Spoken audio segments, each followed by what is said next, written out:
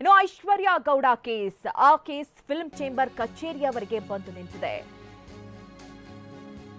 ಕೋಟಿ ಕೋಟಿ ವಂಚನೆ ಮಾಡಿದಂತಹ ಐಶ್ವರ್ಯ ಗೌಡ ಕೇಸ್, ಆಕೆ ಫಿಲ್ಮ್ ನಿರ್ಮಾಣಕ್ಕೂ ಕೂಡ ಪ್ಲಾನ್ ಮಾಡಿದ್ಲು ಅನ್ನುವಂತಹ ವಿಚಾರ ಈಗ ಹೊರಬರ್ತಾ ಇದೆ. ಸಿನಿಮಾ ನಿರ್ಮಾಣ ವಿಚಾರ ಸಿಐಡಿ ತನಿಖೆಯಲ್ಲಿ ಬಯಲಾಗಿದೆ. ಫಿಲ್ಮ್ ಚೇಂಬರ್ ಕಚೇರಿಯವರೆಗೂ ತಲುಪಿದೆ ಸಿಐಡಿ ತನಿಖೆ.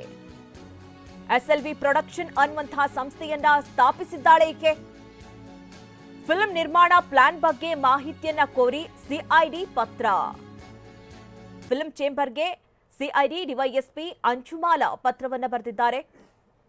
ಅಂದ್ರೆ ಈ ಐಶ್ವರ್ಯ ಗೌಡ ಯಾವ್ಯಾವ ರೀತಿ ವಂಚನೆಯನ್ನ ಎಸಗಿದ್ಲು, ಎಷ್ಟು ಕೋಟಿಯಷ್ಟು ವಂಚನೆಯನ್ನ ಎಸಗಿದ್ಲು, ಜೊತೆಗೆ ಈಕೆಯ ಕಾಂಟ್ಯಾಕ್ಟ್ ನಲ್ಲಿ ಯಾರೆಲ್ಲ ಇದ್ರು ಅನ್ನುವಂತಹ ಕುರಿತಂತೆ ಈಗಾಗಲೇ ತನಿಖೆ ಒಂದು ಹಂತದಲ್ಲಿ ಮುಗಿದಿದೆ. ಇನ್ನಷ್ಟು ವಿಚಾರಗಳು ಬಗೆದಷ್ಟು ಬಯಲಾಗ್ತಾ ಇದೆ.